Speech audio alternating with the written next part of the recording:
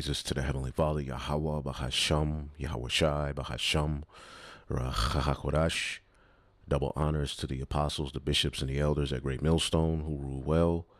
Peace and salutations, as always, to the elect. News and prophecy, where we link the things that are happening throughout the four corners of the earth. All right, as well as here in Babylon the Great, we link these things to the Holy Scriptures, giving the elect assurance, stability through faith and fear of Yahweh through his only begotten Son, Hamashiach Yahweh Shai, who was sent in the earth to be a sacrifice to atone the sins of the elect of the nation of Israel, okay, which covers our transgressions that we have under that first covenant. And through a grace period, when John the Baptist baptized our Lord and Savior, John's name means, he has graced, Yahweh has graced. We've been given a grace period to where now the bridge between the old and the new covenant, all right, can be, walked over with faith, with assurance, not with condemnation. And through this grace period, faith, all right, as the just shall live by his faith. Faith is now the fulfillment of the law. Faith in the resurrection, faith in what's written in the volume of the book. All right, faith that we're going to eat during these dark times. Faith that ultimately, as the scriptures say, the oil and the wine, which symbolizes the truth, would not be touched or harmed through the collapse of Babylon the Great and the beast system that we are living in. Okay, so we do these videos to give you assurance of the times that we're in, because we are watchmen. If you're here to see something else, there's various other channels you can go to. We here at Great Millstone, through the spirit and power of Yahweh Shemel Shai, are building the tabernacle of David. You see, and we're going into what matters.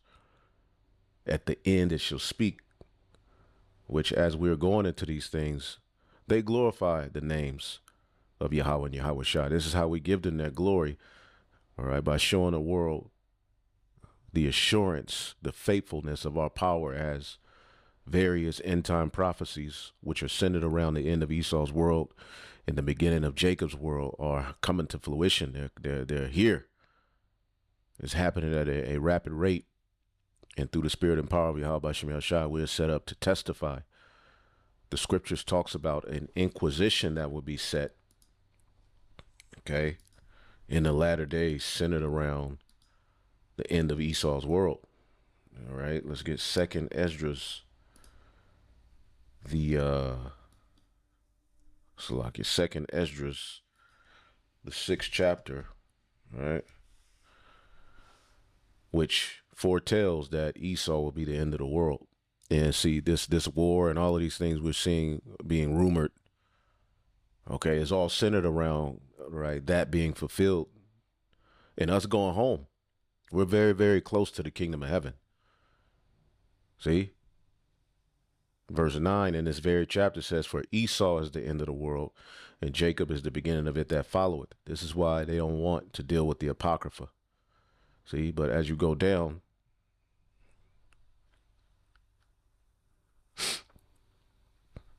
in verse 18, it says, and it said, behold, the days come that I will begin to draw nigh and to visit them that dwell on the earth. See, he's visiting them that dwell on the earth. So these happenings are, an act of the Heavenly Father visiting the earth. And he does it through angels, of course, through his only begotten Son, Yahweh Shai, but the order of angels under him sent out into the earth to work on the minds of the kings, to go to war, to work on the minds of the elect, to stay on a path, working on the mind of the average everyday American to eventually rebel.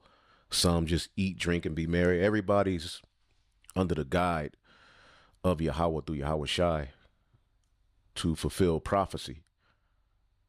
So the Lord is now visiting the earth. If you look at ancient times, to see a chariot was nothing.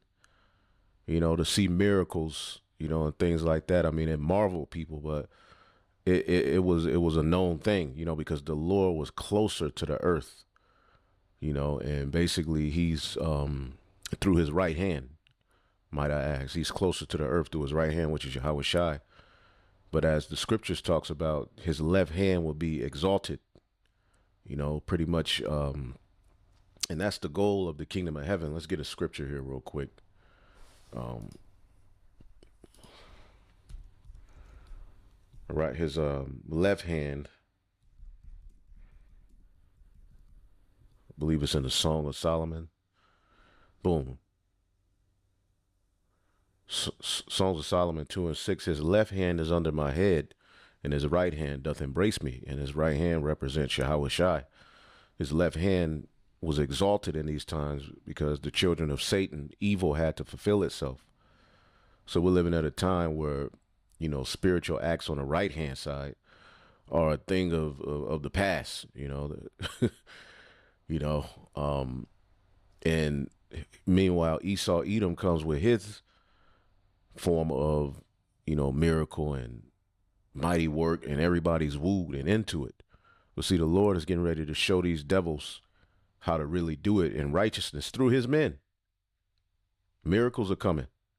So the Lord is visiting the earth. And when him visiting the earth, that means he's going to draw closer to his right hand and will begin to make inquisition of them, what they be that have hurt unjustly with their unrighteousness, and when the affliction of Sion shall be fulfilled. See that? And the world that shall begin to vanish away, whose world? Esau's world, shall be finished. Then will I show these tokens. The book shall be opened before the firmament. Okay. And ultimately the receiving of the Holy Spirit from the heavens. The men of the Lord have been raised up, and now this word is being seen all around the world. Prophecy is being seen all around the world. They shall all see together. Everybody is seeing the result of end time prophecy. All right. As we testify, it marks as an inquisition to the wicked, which we always show you. An inquisition is a prolonged investigation. See that? Our enemy is crashing out. Okay, he's crashing out. And this particular war that we see going on in Iran is a part of the greater Israel land grab. That's what it's really all centered around. As these elites all agree on going into the New World Order, meaning to bring about the mark of the beast infrastructure, to bring about a system of control where you have control over the souls of the people. You can monitor them from, as long as they're on your grid. This basically makes the elites gods on earth, and they're promising you through different niggas who were vegetables, right? They're in the bed, vegetable tongue hanging out, wife cheating on him because he threw, right? And pretty much through technology, now the nigga, his tongue is back in his mouth. He playing, Mario with his brain, a chip in his brain, playing ping pong with a computer, using his brain, right? So the the elites are promising you that they're going to help you with this technology, but in the grand scheme of things, they plan on getting control of this region in the Middle East, what they call the Middle East, which is Western Asia. There's no such thing as the Middle East. There's only 6 continents, okay? Australia, Asia, Africa, Antarctica, North America, right? And wait a minute, I'm tripping. Australia, Asia, Africa,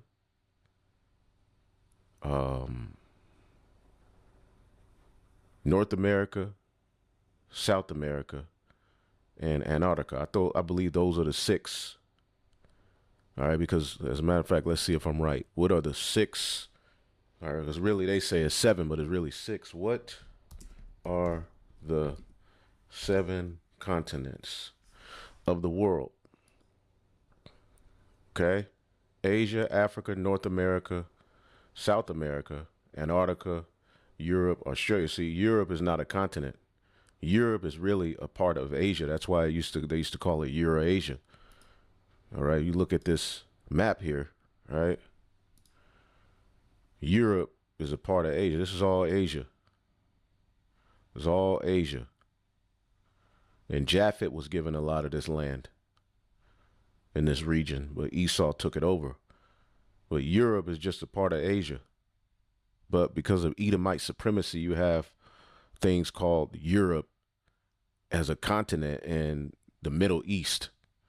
These devils have lied about everything, man. They've literally, I mean, their whole existence and superiority is rooted in a lie. They've confused the minds of the people on so many things, man. Either way it goes, okay, Israel, as you can see here, the ceasefires didn't really work. Okay, and in the middle of ceasefires, certain, barriers were broken. You know, Lebanon continued to get bombed at a rapid rate. Israel officially launches Greater Israel land grab. And this is in our testimony. In our testimony, we're calling out that, wait a minute, here it is. These people get to say that they're the chosen and do this and get Christian support. Meanwhile, we're the worst thing going. We have to be mocked and ridiculed and watched, lied on, slandered. But this is cool. And see, the Greater Israel is what this is all centered around, because they know control over this region grants you that's the only way to really rule and dominate the earth. See, when we rule in the kingdom of heaven, we're returning to the garden eastward in Eden. All right, which is pretty much the area of the promised land. All right, pretty much Jerusalem. Okay, and pretty much the promised land that was allotted to the children of Israel, where we will set our government up. Okay. Remember, all of the tribes got their inheritance except Levi. Under that first covenant, Levi didn't get an inheritance, but basically the goal was for us to go there, part inheritance amongst our people, and rule. See, but we failed under that priesthood. We failed under Adam. We failed under, Solomon. See, but the goal is for us to return back to that land. That's why the Lord always says that. And I will place them back in the land. Let's get that. Let's get, where is it? What am I thinking of? Okay, I'm going to place them back in their land. Let's get Ezekiel. And we're just going to go through a few things, right? We all over the place, but so is life. All right. Ezekiel 37. Right. And 24. And David, my servant, shall be king over them. This is the kingdom of heaven on earth. And they all shall have one shepherd, and they shall all walk in my judgments and observe and do my statutes and do them, because it's going to be programmed into us. And they shall dwell in the land that I have given unto Jacob, my servant, wherein your fathers have dwelt. And they shall dwell there, and even they and their children and their children's children forever. So he's going to return us back to that land that he's promised unto Abraham, Isaac, and Jacob. That's the, because ruling out of this area is key to world domination. And as we get into the end of it, why these heathen do agree, yep, Ezekiel 36 and 28, and ye shall dwell in the land that I gave to your fathers. Okay. Ye shall be my people, and I will be your God. So he's going to bring us back to our land, and I will cause them to return to the land that I have given their fathers. So this land, okay, associated with the promised land, okay, and control over that area is key to world domination. And as we enter into the NWO, while the heathen agree on a lot, they don't agree on a lot of other things. Okay, and Esau, Edom wants control of this. He wants the promised land and more. He wants ultimately to surpass what was promised unto Jacob. Because though we will rule the whole earth, the promised land, okay, will be the center of everything. Before everything was separated believe it's called Pangea. This marked as the middle of the world. Okay, and pretty much that's the starting point of our of the kingdom for the knowledge, wisdom, and understanding to go throughout the four corners of the earth, and you can actually enter in to Jerusalem. Okay, north, south, east, west. I believe. Let's look that up because that's one of the importance of ruling in that land is trade routes. Okay, and the ability to have things go in and things go out and things constantly flow. Can Jerusalem be entered?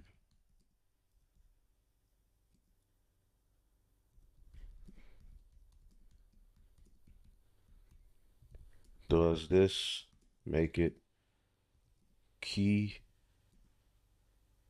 to control this land? Let's see what it says. Yes, Jerusalem can be accessed from north, south, east, and west. A geographical reality that has made it crucial, right? Highly contested strategic location for millennia. Its position on high ground is in the Judean mountains, spanning major watersheds, historically linking Jordan, the valley, and we can also look up, you go to chat, you can just also ask chat, the you can ask it real quick. The area known as, let's see here, pardon me, as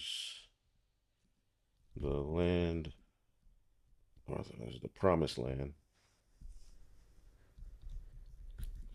in the Bible. Why is this such a coveted area? Is it key to rule this area for trade? Why do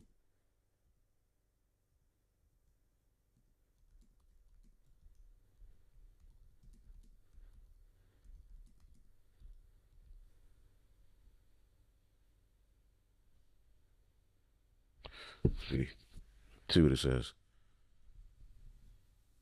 It's one of the most strategic locations on the earth, and there's a big reason it has been fought over for thousands of years. Its natural land bridge between continents. It brings, you know, Africa and Asia together. It links everything. Again, Europe is a part of Asia, all right? If you're moving armies or influence in these regions, you almost have to pass through this corridor. That's why empires like Egypt, Assyria, Babylon, and Rome all fought to control it. So it's, and you can look more into it. I didn't want to, and it's crucial, all right, for global shipping. Sits politically in a politically sensitive region. It connects East and West influence. They're basically, these heathen got control of that land to cast it out for a prey. They're not doing what the Lord requires in righteousness. They're doing what the hell they want to do. This is why it's key that the true children of Israel, all right, get back to the garden eastward in Eden under the second Adam so that we can rule this world in righteousness. That's the only way there will ever be peace on earth.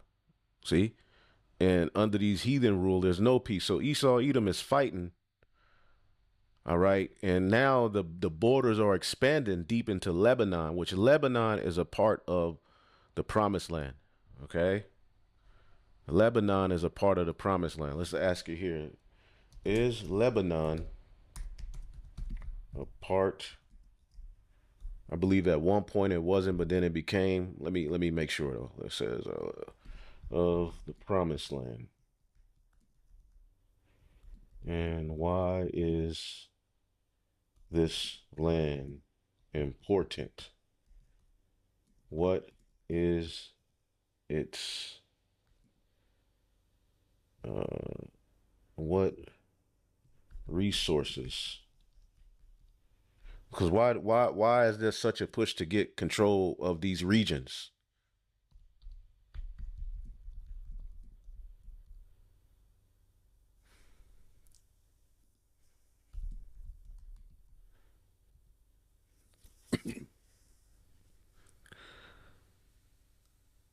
In a broad sense, the parts of what now is Lebanon are included in the land promised to Israel.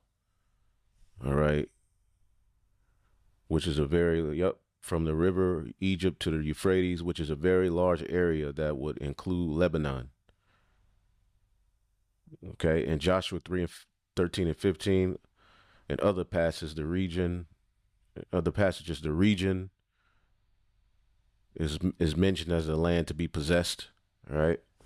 So Esau Edom is just basically trying to do what's promised unto Jacob, but he's trying to do it even better. He want to do it even greater. The greater Israel project. However, in practice, ancient Israelites never fully controlled the land of Lebanon, and we will in the kingdom.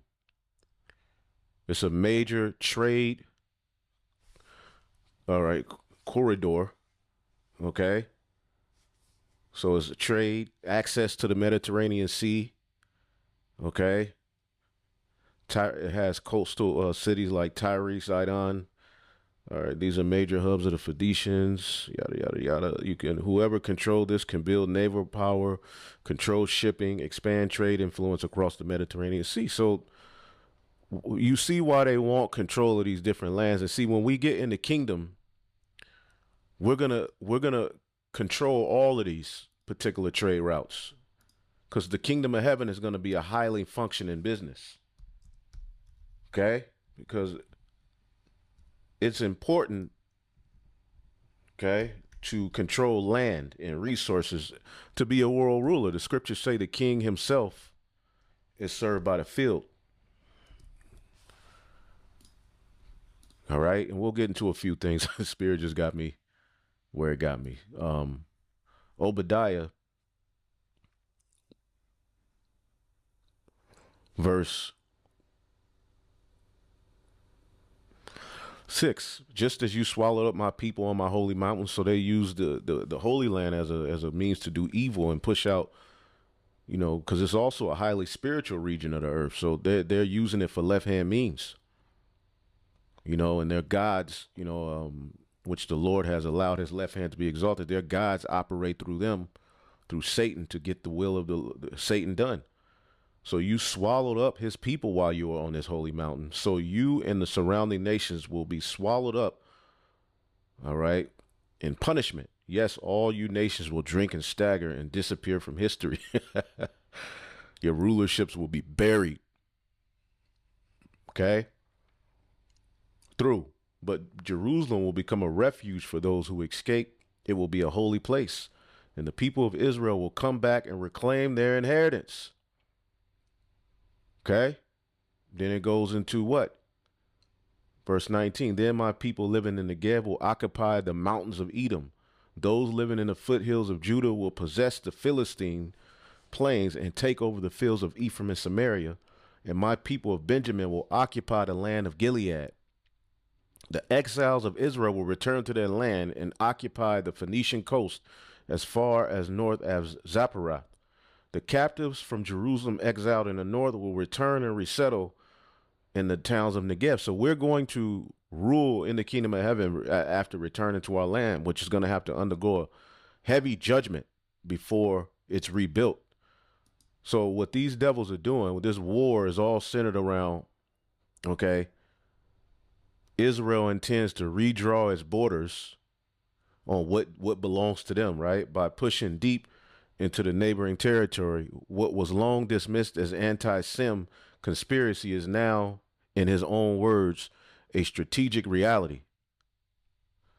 Okay? Let's go here. And you can read what he's saying. As a matter of fact, let's do it like this. I'll narrate for you. Achievements in all areas truly in the hand of God. It's the hand of God. The extraordinary work of the defense and its branches and commanders and fighters. And there is a conducting that, man, you read that shit. I ain't got time to read that shit. Hell no.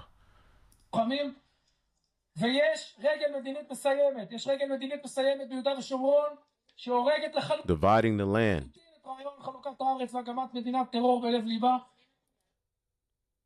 The new Israeli border must be the Litani. He insisted the ongoing military campaign against Hezbollah needs to end with a different reality entirely, including a permanent change of Israel's borders, right? Sterile security cordon carved out of these sovereign this land. So they're pushing, right? And what does that mean for the people who are settled here? All right, they're getting destroyed. They're getting bombed. They're getting told to flee from this area, and then they're bombing the area where they go. Right? And see, this a push to get control of Iran is because though Iran is down with the NWO agenda, they have their own interest as well. It's the complete devil. Okay? So now he's pushing towards Iran. We're seeing this Iran talking point dominate the media, which behind closed doors, they're all setting up the MOTB infrastructure. Okay, but with this whole Iran war and the Strait of Hormuz being closed now, Trump is saying that he's gonna blockade. He announced a blockade on the Strait of Hormuz. All right, and we'll show you what that means. Let's listen to a little bit of this video. Former Bush insider reveals shocking intel on Iran war, because World War III has to happen. Okay? World War III is in the Holy Scriptures. Revelation 11 and 14, the second woe was past, and behold, the third woe cometh quickly. So you had one world war, you had two world war, you got the third woe, which is going to usher in the coming of our Lord and Savior, Yahweh Shah HaMashiach. When he enters back into the earthly realm on that chariot, there's going to be war going on, and everything we see happening is the starting point of that coming to fruition. Meanwhile, there's going to be a lot of hell going on earth that's going to justify them shutting everything down and bringing, scaring everyone into their order through the taking away of resources, through shortages on energy. All of these things are happening to fulfill prophecy. And the elites think that they're in control, but they're finding out as they go deeper into their what they want that they're up against a lot, and it's going to lead to consequences centered around them falling. The scriptures say here in Revelation 8 and 13, this angel flying through the midst of heaven said, "Woe, woe, woe to the inhabitants of the earth by reason of the other voices of the three angels which are yet to sound." So you got three woes. Okay, World War I, World War II, and you have World War III. And the Lord has a spirit on these devils and these heathen to fall right into place in fulfilling that. You see? But I wanted to play some of this video, which is pretty good. I got it off of the Priest Ayashima video. This News and Prophecy. I had it up, but I'm gonna play GMS Kingdom Minded 144 is this page. But I'm gonna play some of this video, and we'll get a few things, and we'll roll out. What's your view on what's really going on here? Is this really as simple as Iran cutting off the straits and Trump kind of responding back, or is, in a weird way, does the U.S. kind of benefit from the strait being closed? So you're watching a battle to evolve the financial system, and there are real, we're going through what's called a reset, which is a re-engineering of the financial system. And this one is quite a re-engineering of the financial system. Extraordinary, because for the push for a digital control. And if you remember, if you go back to 9/11, when Wesley Clark said we're going to invade 7 countries in 5 years, the last one was Iran. And as you can see, it's taken longer than 5 years. And Iran is very much the leakage. It's taking longer. And I wanted to play this video here too, real quick. because Trump talking about nuking Iran and we're going to use weapons. What terrifies America about dropping a nuke on Iran isn't Iran itself.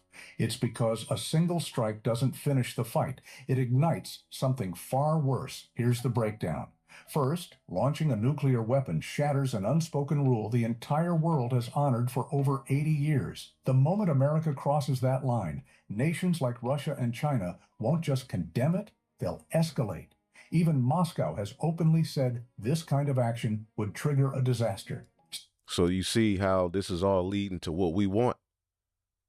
And the scripture said that he would place him here in this land to move towards Iran, which will be the beginning of his end. That's in the book of Joel.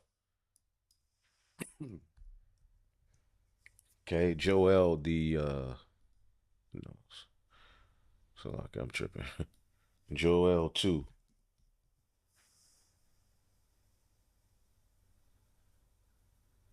Joel 2. All right, which this is how our deliverance is going to come. Joel 2:20, but I will remove far off from you the northern army, which is speaking of America.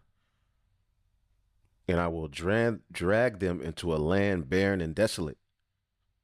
Okay, and when you look up that word, I believe desolate, right?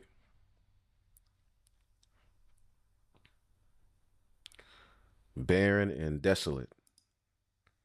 Shah Mama, waste, desolation. What's the word? Barren. There you go.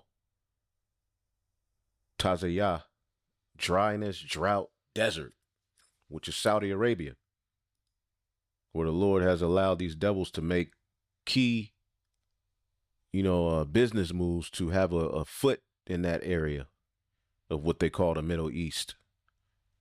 Not only did they discover oil, but Israel uses now Babylon as in a beast system, along with the EU and NATO, to basically, wage wars in these areas so that they can get control. But this right here is going to be something different.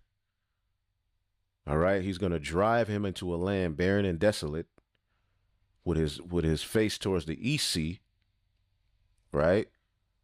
Which is pretty much the let me show you the map. Let's see here. Saudi Arabia map. All right, so you have here the Persian Gulf. All right, which I believe that eventually enters into the Euphrates, if I'm not mistaken, which this is where the Strait of Hormuz is. Okay, the strait that you're hearing about, which is where a lot of the resources, is how a lot of nations get their food, but more than anything, oil flows. All right. So it said with his face towards the East Sea, all right, and his hinder part towards the utmost sea. Okay. And that's the Red Sea. So you have the Persian Gulf and the Red Sea. He's in this area where he's now trying to enter into Iran. And it's causing turmoil in this region. Right? And his stink shall come up, and his ill savor shall come up, because he have done great things. So he's going to get judged. His judgment starts with entering into this area, try to fulfill the Greater Israel Project goal of getting Iran, but while they're expanding their territories. And if you look at these places where they're expanding their territories, there's been constant war and friction there, because they want to set up a pseudo birthright for themselves. But as she's saying here, let's go back. This is all about entering into the new global, the new system. A lot of this is centered around that, because in order to, be at the head of this NWO, you're going to need resources. On here, is this really as simple as Iran cutting off the Straits and Trump kind of responding back, or is, in a weird way, does the U.S. kind of benefit from the Strait being closed? So you're watching a battle to evolve the financial system, and there are real, we're going through what's called a reset, which is a re-engineering of the financial system. And this one is quite extraordinary because for the push for a digital control. And if you remember, if you go back to 9/11, when Wesley Clark said we're going to invade 7 countries in 5 years, the last one was Iran. And as you can see, it's taken longer than 5 years.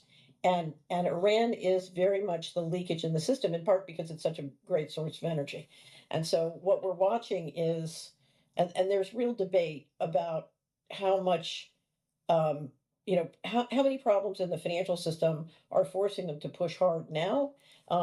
See, and to finish this up, okay, let's go here again. What terrifies America about dropping a nuke on Iran isn't Iran itself.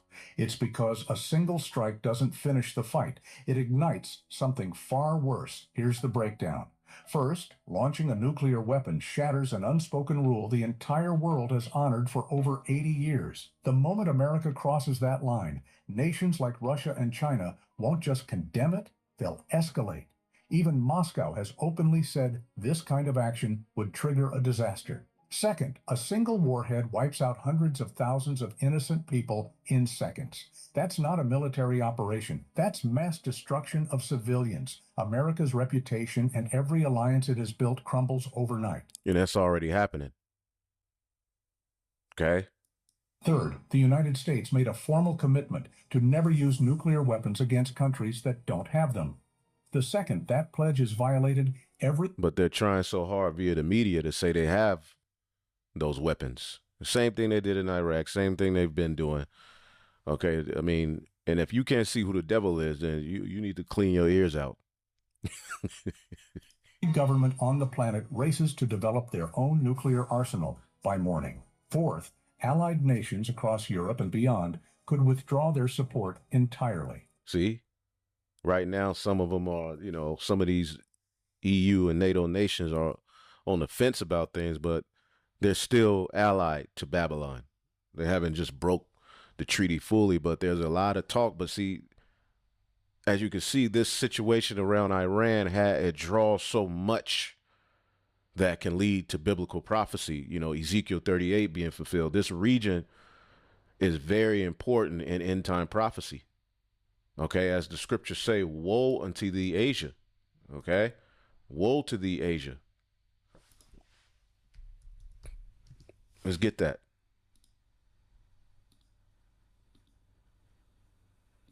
So this is all end time prophecy.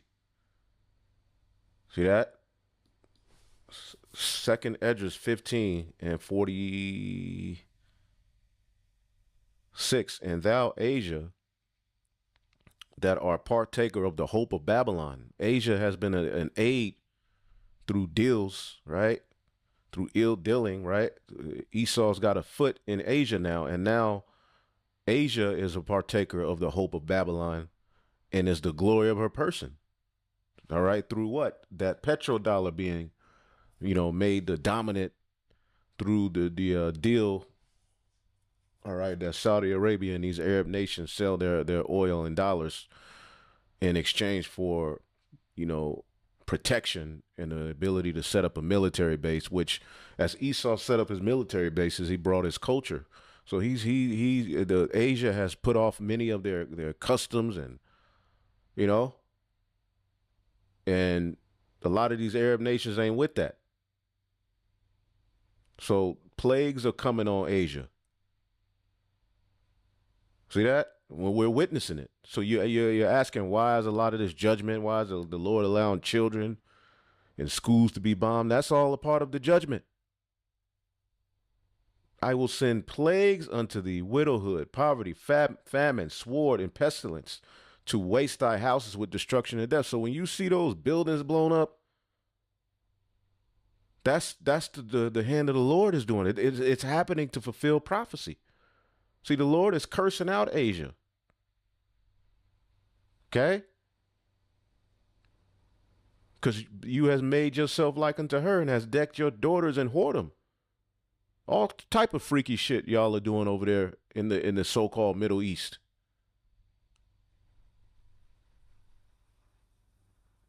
So woe to thee, Asia. Woe unto thee, Babylon, Asia. Woe to thee, Egypt and Syria. Are all of these particular, when you look at the Greater Israel Project, right?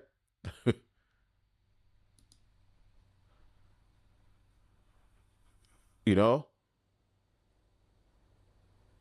all of these places that are in shambles, catching hell, right? Or at war, you know, to some degree, is all centered around Esau's plan. Okay? Let's see here. Is Egypt part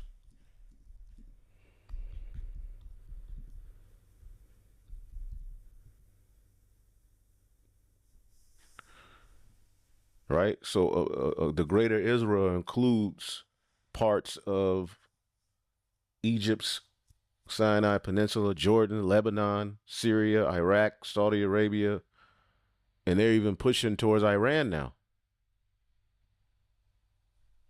Okay, so they're fighting for a lot of control. Many are already vocal critics of the situation. Global oil markets would implode.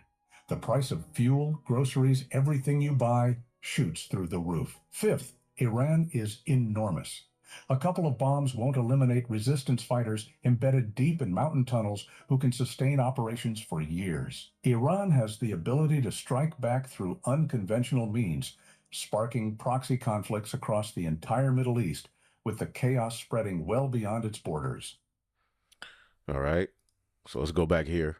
And how much of that is just we're going into COVID 2.0 as part of the reset. And your guess is as good as mine. But I think, I think the people who run the financial system, or certainly the Western financial system, want to get through the next phase of building control, and they need to shut down the leakage that's happening through Iran. What leakage in particular? So Iran is not an integrated part of the Western financial system. See that? Iran is not an integral part of the Western financial system. Listen closely. System want to get through the next phase of building control, and they need to shut down the leakage that's happening through Iran. What leakage in particular? So Iran is not an integrated part of the Western financial system. It's not on SWIFT. It hasn't played ball in a variety of ways, and because it has so much energy and is one of the greatest sources of energy, sort of fossil fuels in the world. And if you understand SWIFT, real quick, what is in banking? SWIFT, all right, is a worldwide interbank financial telecommunication, a secure global messaging. So if you don't have SWIFT, your transactions can be cut off. And see, Iran hasn't been able to become a super power because they're not within this system, this SWIFT system, where this gives Esau Edom control on a whole nother level. It acts as a standardized communication system. It deals with language rather than the bank allowing reliable cross-border payments. All right, it's verified. It's set. It offers security and the ability to trade, put sanctions on people. Okay. So it's a communication, and this is how things flow. Okay, and this gives the dollar power. All right, as well. This gives Esau power as well to put the ability to put a sanction on you. Right. And all kind of shit, man. Let's see.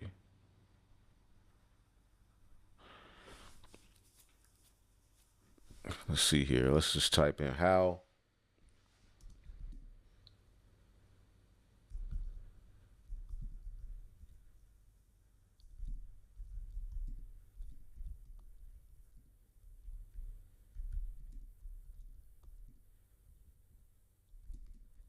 trade without SWIFT.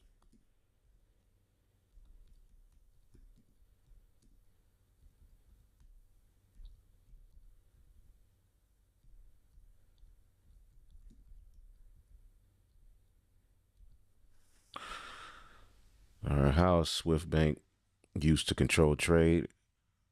How a country without SWIFT is affected. Okay, so it's a main messaging system banks use to send payment instructions across borders. Okay, it can block payments.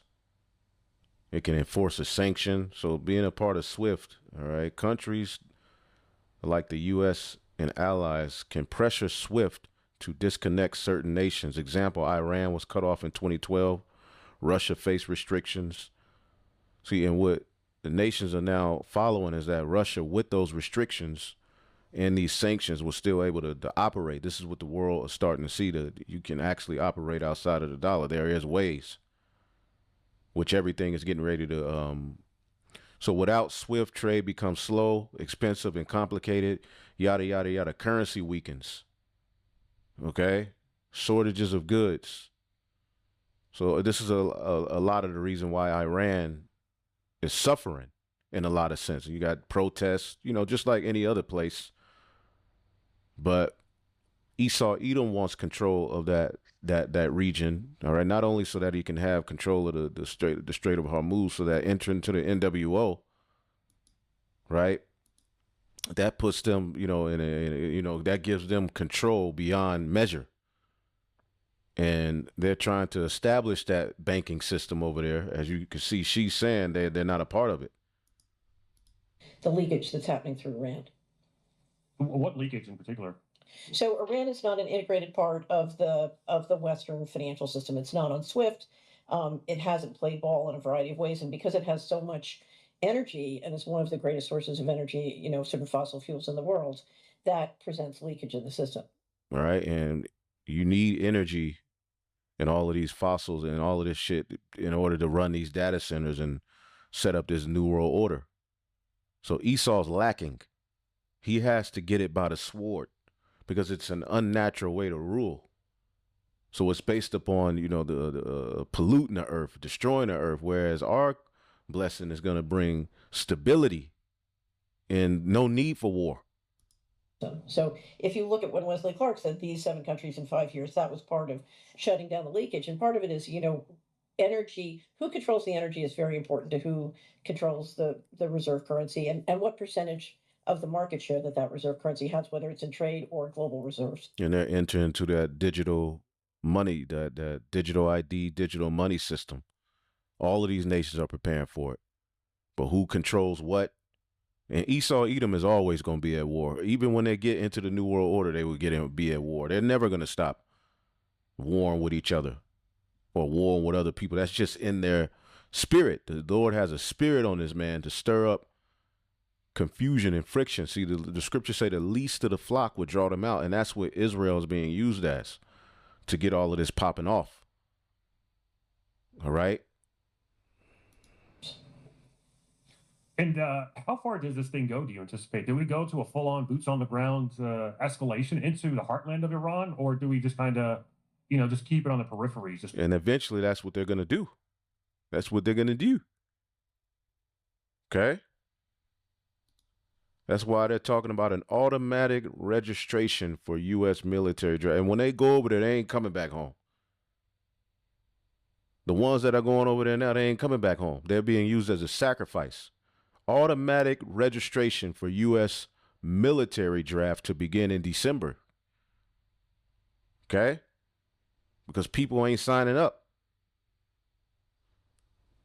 A lot of people are watching, you know, alt media. They're tired of mainstream media. They're finding out that this system is really working against them. And your president himself was a draft dodger, right? So now they're getting ready to draft your sons and daughters into this war for the purpose of this project here. I want you to understand that. See? And Esau Edom in his hubris estate he's determined, okay, to get this done. He's determined. Let's go back here. Like the Karg Island and you know something? I have no idea. I would consider trying to invade and capture Iran as, if you have to do this with conventional military as opposed to financial warfare combined with unconventional military, I don't know that the United States could defeat Iran. Um, I don't think they can defeat them with conventional military. Not to say they can't use conventional military to drain them, and then the combination of the financial warfare and the drain, accomplish this. The one thing I will say is if you look at, I will recommend a Substack to you called, it's the Escape Key Substack, and it's done a great job. But this is going to dramatically hurt small enterprise everywhere in the world. So I'll give you some numbers, some examples. The tourist business worldwide employs 1 out of 10 people globally. So you have 357 million people working in tourism globally. If you shut tourism and transportation down and do another COVID 2.0, imagine the unemployment. At the same time, you're dramatically driving up food prices because of the shortages in fertilizer and missing the spring planting and other things. So we're talking about something that can convert into real, energy shortages that cascade into a global depression, severe global depression and famine. Yeah. Well, to kind of put it into perspective, when we closed down the world 2020 because of COVID, that took about 10% off of global oil consumption offline. And if this fully takes off, not only the Strait of Hormuz, but also the Red Sea, if we start taking that oil offline, that amounts to about 20% or so of world consumption. So 10% was kind of equivalent to shutting down the entire world. 20%, what are the ramifications of this thing ongoing? Because we're 5 weeks into this thing now. And they're doing it on purpose. This is a manufactured famine and shortage. And you will be affected. All right. And this is why the Lord has provision set for the elect. That's already promised for us. We ain't sitting here worried about, okay, I got what I'm going to eat. All right. Now, are you stupid to have extra? No. All right. But we're not sitting here, stressed out. That's a part of the Holy Spirit that we have assurance that the Lord promised us that we're going to eat. It's written in Scripture that we're going to eat, drink. We're going to have what we need. We're going to be sustained. Now, it's written that we will be tested, right? This is why we have to root ourselves in wisdom and knowledge. So, all of these things we see, the effects of this war. I mean, yes, it's all being done on purpose, but it's all fulfilling prophecy. It's all the Lord's will. Meanwhile, they're setting up this NWO infrastructure, man. Okay. I'm gonna grossly oversimplify to make a point. Okay. All right. Wait, I've only got it. Can I get an all chart? Wait a minute. I got it here. Don't look at it. Oh, you got it? Yeah. Yeah. So do you want a log scale or a nominal scale? Either one is fine. On tracks. Government policies that cost money to finance things that produce corporate profits. Okay. So that rising white line is financed by pumping out more and more of that green line. Mm-hmm. Okay. Now, if the green line is financing the money propping up the white line, but the green line is going down and down and down, how are you going to get dumb investors to? So basically, as you can watch this video, it's a good video. She's going into how, the decline of the traditional debt-based dollar system. Okay. Treasury bonds, felling, this system is being prepared for its decline. And while they're trying to set it up, they're ruining every goddamn thing. Okay.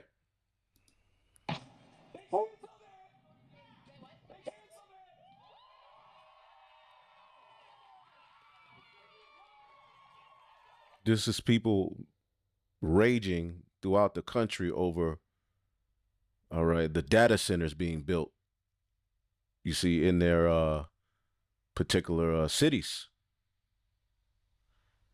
Okay.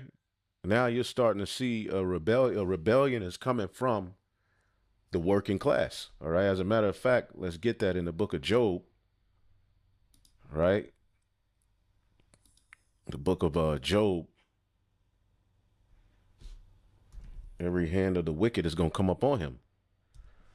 This is what's getting ready to happen, because this also fulfills biblical prophecy. And this is what the elites want.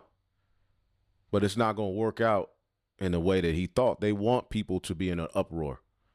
Job 20:22, in the fullness of his sufficiency, he shall be in straits, and every hand of the wicked shall come upon him. When he is about to fill his belly, God shall cast the fury of his wrath upon him, and shall rain upon him while he is eating.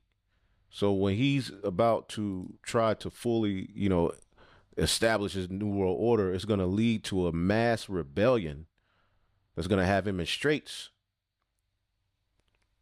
Because he's so proud, he forgets, the people outnumber him. This is why he got to have AI and, stuff to spy out and, robots and all this shit. Because ultimately Esau Edom, as a just bare man, he's very limited. So he has to have you in debt. He has to sabotage you. He has to have AI. He has to have advantages.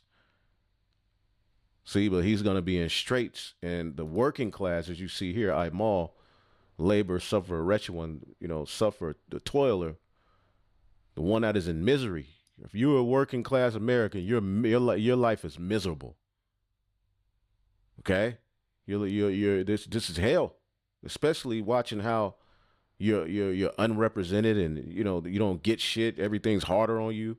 You would think that a righteous government would treat their working class with a sense of,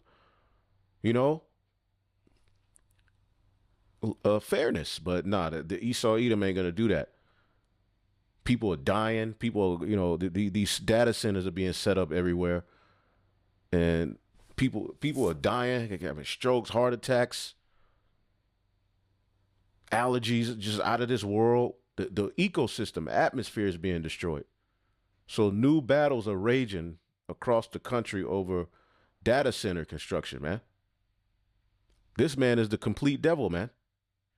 He needs these resources. And as he's going around the earth waging war, okay, and set these data centers up, is basically harnessing all of the resources out of the earth.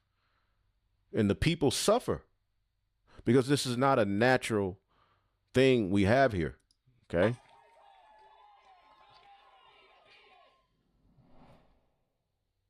So, they're putting up these data centers. We were talking about this with Whitney Webb, and she, there's a lot of horror surrounding them. They use up all the water in the area. It drives up everybody's electricity, all kinds of bad things. So they tried to stop it. And there was one that proposed, this is from Wall Street Apes. This is literally insane. So many people showed up to oppose a $6 billion data center in Missouri that they had to use bleachers. The whole crowd yells and chants they don't want the data center. Festus City Council voted to approve the data center anyway, right in their freaking faces. Wow.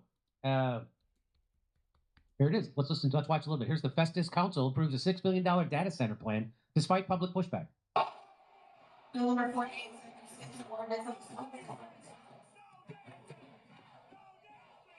And see, these little protests, just people screaming like Americans are so used to doing, are going to turn where they're getting ready to come after the people who represent these elites. Okay?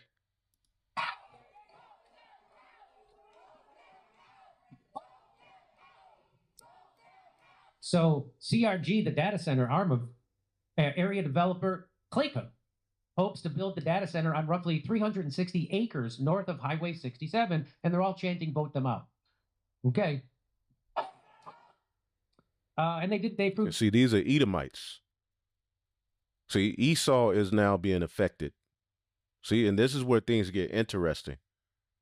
When the regular Edomite runs out of a nigga to point a finger at as pertaining to their problems, they get very, very, very uncouthed because they have, a sort of a rulership mentality. They're still dumbed out by the soda and the cookies and the American diet and the beer. Their pineal glands are completely through, but they do have a sense of of privilege. And see, things were only supposed to affect niggas in darker nations. See, but now the moves that are being made are affecting them. So you're going to see that they're going to go after their elites. They're going to go after these governors and even the president. He was getting booed at the UFC event. The mirth is gone too, man. This place is done. Did anyway, right in their face. They don't care. Look how unreasonable these people are about having their land, water, and private information and power stolen from them. How unreasonable. Here's another one. This is the noise. This is the noise coming from the hyperscale data center in Dowagiac, Michigan. Residents who live nearby say they can no longer open the windows in their homes because of the noise and are very worried about their property values. The data center. So let's listen.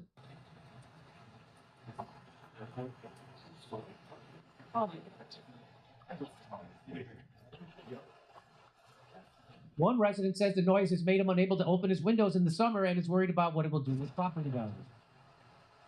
The company Hyperscale Data is planning to expand. And they're planning to expand. And some of the time, like I said, we like to have our windows open, and it's hard doing listening to that all the time. Yeah, I worry about that, the property values, because who's going to want to, if you want to resell the house, who's going to want to buy the house with that noise? No one's going to want to buy it. They'll be like, no, we ain't moving there. I mean, you know, and we liked it here. We've been here since 09, and we loved it here. But now, I don't know. It's not that quiet. The curses is hitting E. Of Amarillo, Texas, along with a nuclear power plant to power it. Cotton farmer says the Texas Panhandle is the largest U.S. cotton producing region and water needs of the data center. It's going to wipe out the cotton industry. Wow. Many residents in the area rely on well water, to which will be also likely wiped out. The initial agreement with the city of Amarillo supplies 2.5 million gallons per day from municipal sources under a 20-year contract. And this is all about the NWO. Okay, this is what they're setting up, and in the process, they're destroying every goddamn thing, and they don't care. And see, what's happening is because of this. Okay, 60% of Americans now have unfavorable views towards the small hats. See that? Which is another key interesting thing for prophecy's sake, as they crack down on these anti-sim laws, and it really, really, really, really becomes something that needs to be addressed, and laws are passed. But they're losing favor amongst the people. Okay, and that's a mark of end time prophecy. This is the book of 2nd Esdras, chapter 9 and 2. It says, "Then shalt thou understand that it is the very same time when the highest will begin to visit the world which he made, when there shall be seen earthquakes, uproars of the people in the world." Okay, then shalt thou very well understand that the Most High spake of these things. All right, and it's all being fulfilled, as it says here. In verse 6, even so the times also of the highest have plain beginnings and wonders and powerful works and endings and effects and signs. See, endings and effects and signs. So these are the effects and signs associated with the end. And it's very, very beautiful to watch it. Okay, because this devil is not going to stop. Hello, this is Jimmy. Who's this? Oh! And I think this is this is not the one I was looking for. Give me 1 second here.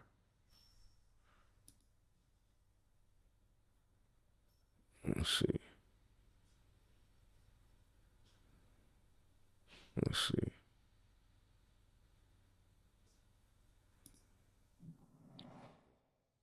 Here is Al Jazeera and Iranian state TV.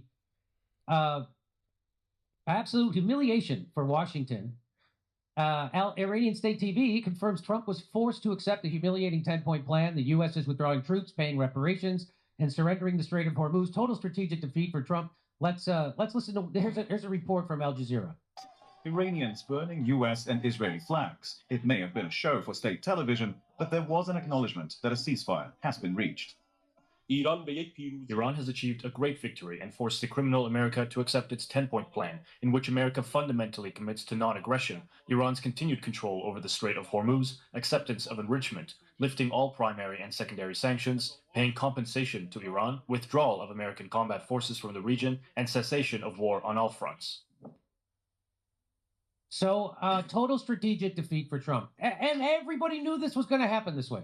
Really, for Israel, since we have no interest in any of this. None. So Israel's not going to accept that. We're their crash dummy. They're going to crash this dummy. And there's the 10 points. Guarantee that Iran will not be attacked again. Permanent end to the war, not just ceasefire. End to the Israeli strikes in Lebanon. Lifting of all U.S. sanctions on Iran. End to all regional fighting against Iran's allies. Iran would reopen the Strait of Hormuz. Iran would impose $2 million per ship going through Hormuz. Iran would split the fees with Oman. Iran would establish rules for safe passage through the Hormuz, and Iran would use those fees for reconstruction instead of the United States giving them reparations. And so there you go. It's a total strategic defeat for Trump. Trump is now saying that he's ripped up those 10 points, and there's some new points from Iran. That is not what's happening. Flags, the Iranian flags of the world for burning stores are doing business off the charts. Is it like a Halloween store when it's like flag burning season? They always have plenty of flags from all over. Come see me in Salt Lake City. So let's go here. As a result of this, now Trump is announcing blockade. And this is all the theater of war. All right, a blockade on the Strait of Hormuz. Okay? And real quick, let's just look up what that is so we can kind of know what's happening here. What a blockade actually means. It's a military action where a country uses naval forces to stop ships from passing through an area. In this case, it would likely mean U.S. Navy ships or allies controlling who can pass, inspecting, delaying, completely stopping oil tankers, potentially targeting ships tied to a specific country like Iran. Okay, so this man is just absolutely crazy, man. As of now, there is no active blockade, all right, but Trump is talking about it.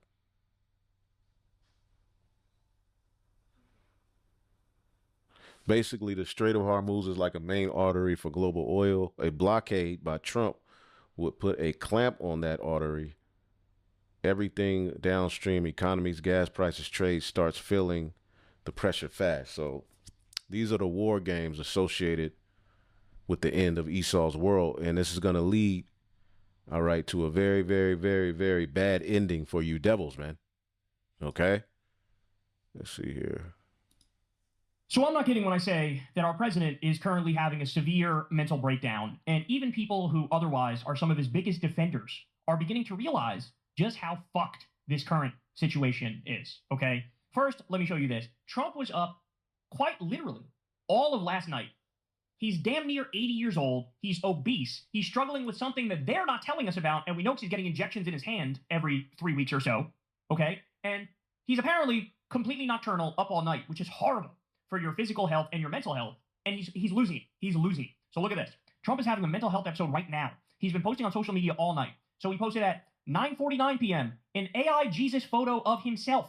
He posted himself as God, which is blasphemous, by the way, and it's on Orthodox Easter that he did that. Okay, at 9:50, Trump Tower on the moon he posted. 10:10, a dumb meme. 10:32, a news clip. 10:53, a news clip. 10:43, announcing a Hormuz blockade. So he's blockading the blockade. Yeah, we got to look at that AI Jesus. Hold up. So this devil is just all over the place, man. Oh, man. There you go. He put it. Oh, man. He arguing with back and forth with the Pope. I mean, this dude just all over you Edomites got to go. As if like the double negative will cancel it out and open it somehow. At 2:35 a.m., an article about Joe Biden. At 2:36 a.m., an article on a naval blockade. On 2:37, an article on Eric Swalwell. At 2:37 again, posted the same article about Biden again. 2:38, an article on his ballroom.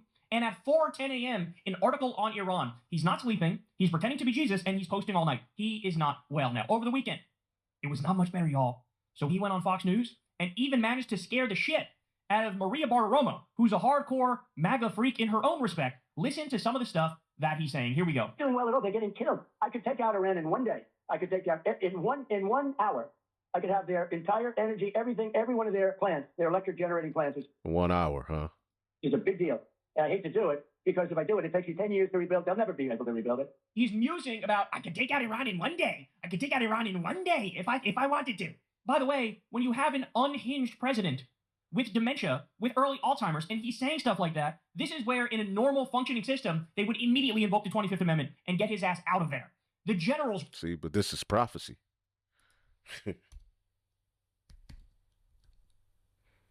This is prophecy this time, homie. This is going to lead to Egypt's punishment. All right? Isaiah 19:2, the Lord says, I will stir up civil war and turn brother against brother and neighbor against neighbor. Rival cities will fight each other. Rival kings will struggle for power. I am going to frustrate the plans of the Egyptians and destroy their morale. They will ask their idols to help them, and they will go to consult mediums and ask the spirits of the dead for advice. And I believe I saw something. Look, Erdogan, Turkey is now talking about invading Israel. We're in some very interesting times. But there was a article I saw where they're charging to basically you can speak to Jesus for $1.99 a month. You can have here we go. Tech company launches AR avatar of Jesus that you can connect with for $1.99 a minute. So this is all kind of sorcery going on, man. And people are literally bugging out, asking it questions, trying to get advice, looking for a way around the hell that the Lord is plaguing this place with. And it's only going to get worse. I will hand the Egyptians over to a tyrant. A cruel king will rule them. I, Yahweh, have spoken. Would act as a last line of defense if they absolutely had to. But no, he just casually says this. We're going to get to more in a little bit. He keeps bringing up, like, I can destroy them in one day. And he keeps casually bringing up nukes, too. We'll get to that in a second, but let's keep going. Here we go. Because if I do it, it takes you 10 years to rebuild. They'll never be able to rebuild it. And the other thing you take out are the bridges. I took out one just to show them. Bragging about war crimes. Bragging about war crimes. Shit that should get you locked up in The Hague immediately like that. And this is why he's headed towards perdition.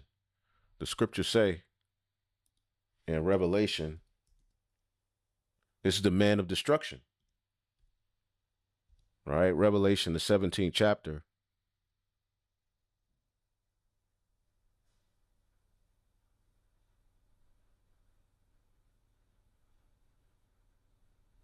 Boom, the 8th, Revelation 17 and 11.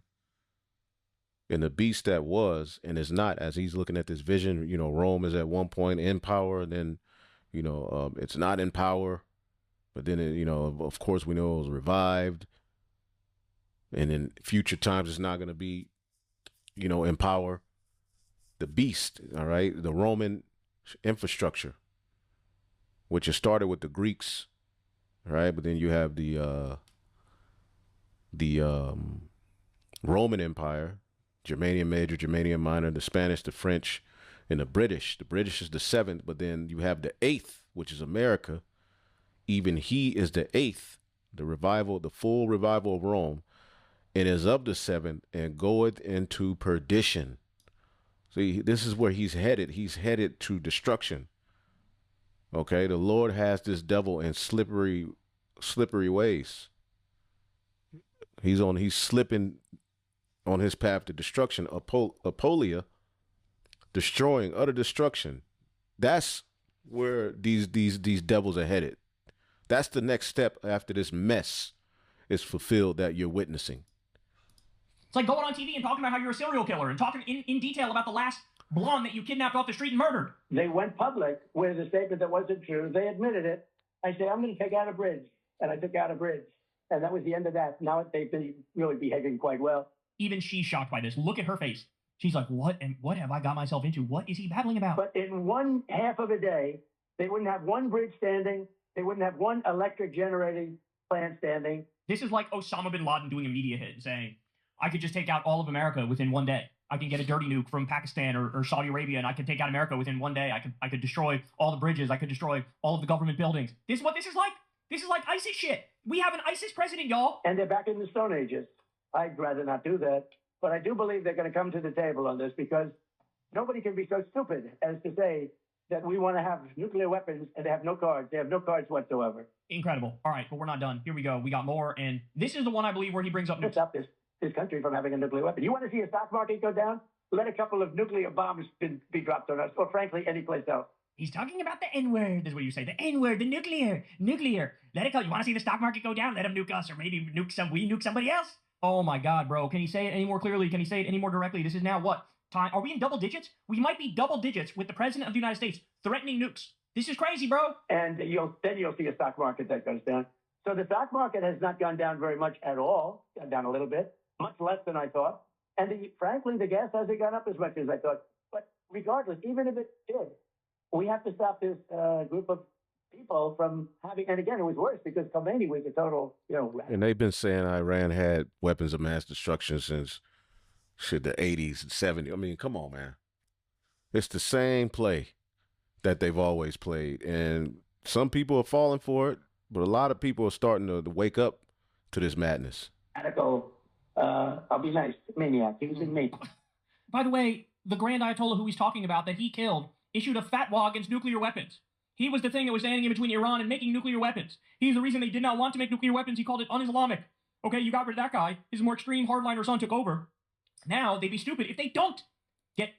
All right, y'all, welcome to the show. It is Monday, April 13th, particularly as Iran is refusing U.S. demands and humiliating Trump over and over again. We'll get to that. We also have Trump having a total psychotic breakdown on live social overnight. Over the weekend, he threatened the U.S. is losing the war to Iran. Candace Owens finally telling the truth about Trump, calling him a slave and saying he's an Epstein-class rapist. You don't want to miss that one. And Joe Rogan shatters the idiot meter and hits Olympic levels of lack of self-awareness in a clip you have to see to believe. So we'll get to that as well.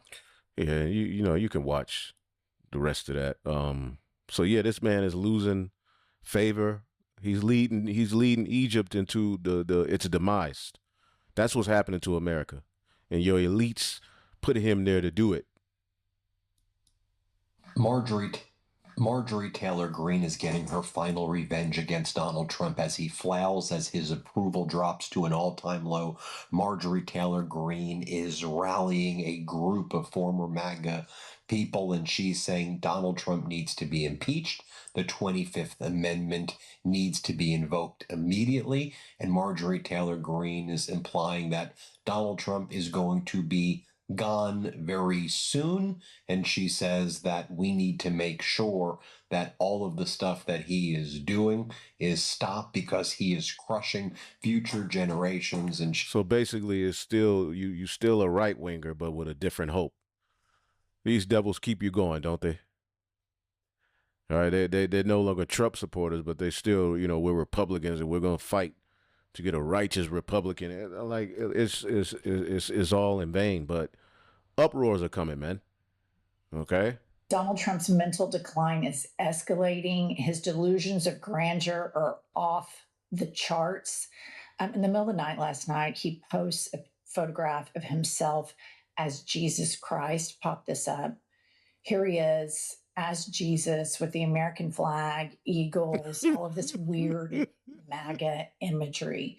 To me, I feel like I've seen this stuff for 10 years, but MAGA is starting to have a meltdown over this, surprisingly. Even Riley Gaines. Trump has lost Riley Gaines. And let me remind you, Riley Gaines is the swimmer that tied for 5th place and has now made a career out of this. Pop this up. Why? Seriously, I cannot understand why he'd post this. Is he looking for a response? Does he actually think this? Either way, two things are true. A little humility would serve him well. And number two, God shall not be mocked. And let me just say this, Riley. You don't understand why he would post this? Does he think it's true? Yes, he thinks it's true. None of this is a surprise to any of us that have watched him from 2016. This is a man, Riley, who said, I could shoot somebody on Fifth Avenue and my supporters would still support me. The triple Trumpers that have ran cover for this guy are all of a sudden coming out of the woodworks. They're so shocked by this. Who is this guy? Does he believe this? Yes, he believes it because you all have assisted him for 11 years. You have assisted this man in these delusions. And even though that's not the true image of who the world ignorantly calls Jesus Christ, he's still mocking the scriptures. So America has a heavy price to pay, and all of his supporters are turning on him. So now, you know, the Turkey factor is now, you know, being brought up. Okay, when they're now threatening to invade Israel, and this is going to be, Iran, Persia, you know, Gomer and his the all of Turkey joining the Muslim Brotherhood and operating outside of NATO interest and shooting missiles on Israel. This is all a fulfillment of Ezekiel the 38th chapter. All of this, what we're seeing, all these little skirmishes and things that Trump is doing, everything is all leading to the fulfillment of biblical prophecy, man. Okay. Spain blows up. See, yeah, now there's a rift between Spain and Israel. So the beast system is being broken up little by little.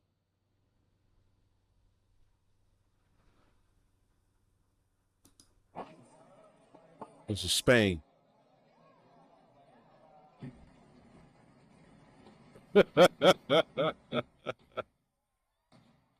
Oh, man. And the Spanish government is silent. They ain't commenting on it.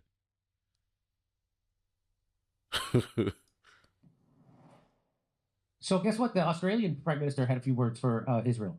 Not kidding. Let's listen. That this is an important step forward. Of course, it is a fragile peace, but we want it to lead to an agreement. The Australian government also firmly believes that this has to apply to Lebanon as well. We want to see peace in this region. So there's Australia, which has been a cuck to Benjamin Netanyahu as much as anybody, jailing their own citizens for speaking out against Israel and Zionism. So, allowing the false flag on Bondi Beach, which is exactly what that was. That's exactly what that was. And so he's sounds like he's trying to make a demand that Israel's got to stop attacking Lebanon. Now, he doesn't say what he's going to do about it. This is an important step forward. Of course, it is a fragile peace, but we want it to lead to an agreement. The Australian government also firmly believes that this has to apply to Lebanon as well. We want to see peace in this region. Wow. And this is coming from the guy who trained his own police in Israel to beat the shit out of anybody who isn't wearing a COVID mask. Yeah. Right. It's really something when the rest of the scumbag satanic world has to make a tepid statement against Israel because Israel's just screwed the pooch this bad. That's when you know you lost the room, when even your own former subjects know that you are weak and dying, and they can finally strike back with all the fury that is built up inside them for being told what to do for so long. There you go. The men that were at peace with thee. All right. Okay. Obadiah verse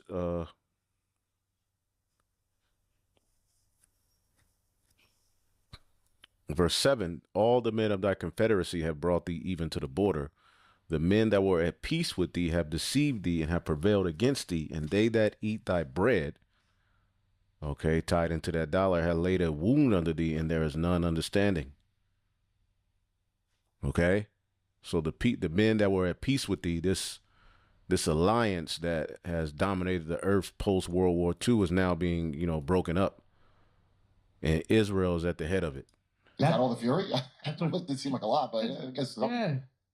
These are the signs that the Israeli bully is losing its teeth. Well, I want to hear Netanyahu threaten this guy too, because he already threatened Spain, because he won't stand for the slandering of the most moral army ever. Israel's really settles for nothing less than 100%. 100%. Everything they Just do. like what they do to Megyn Kelly. Look at what Ben Shapiro and all the crazy Zionists are doing to Megyn Kelly. She's a Zionist, and look how they come at her. Because she's not 100. She's only at this propaganda. It's because she's only 98% on their side. Yeah, you got to be all the way. You got to be all the way. A good slave is all the way on my side, Jimmy. I don't want a slave that slave is in I own you. That's how they look at it. Yeah.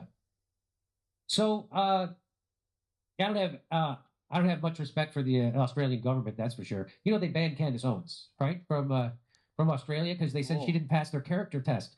And but even they, with all that wickedness, they're even like, look, man, enough war. All right, they're saying enough war.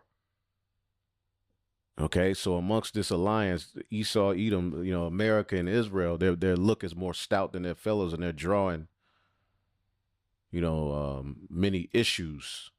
Okay. So we're living in interesting times. Trump slams weak on crime. Pope says he's not a fan. So the Pope, Trump cursing out the Pope. I mean, it's all kind of stuff happening, man. Gates-funded scientists growing brainless human clones to serve as legal slaves for the elites. Whew. Massachusetts law will make it illegal for you to drive, okay, your car out of state. See that? These are the things that's coming forth. Damn. These are the things that you know, are on their way. For cutting under the banner of cutting greenhouse gas emissions by forcing the state to slash the total amount. So energy shortages are getting ready to hit as a means to restrict very, very soon. Okay, as this war continues. Okay, the need for energy as well as these data centers putting everywhere is gonna cause a ripple. The infrastructure is gonna collapse. So they're gonna have to restrict people from having things, from traveling. That second Esdras, the 15th chapter. Right?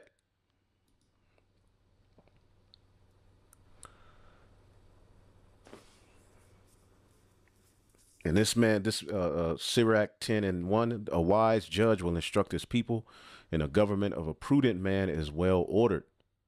See, verse 3, an unwise king destroyeth his people, but the prudence of them which are in authority, all right, shall keep the city inhabited. And see, this is what this devil, he's done. He's destroyed his people, man. Everywhere you look, it's just a complete mess. Former BBC producer convicted on child, all right, prawn charges. You see that word. 6,200 indecent images of children. Look at this shit.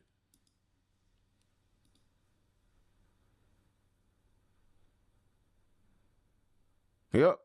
This is just one devil, man.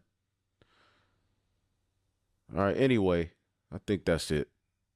Lord willing, y'all were edified. All right. We'll be back.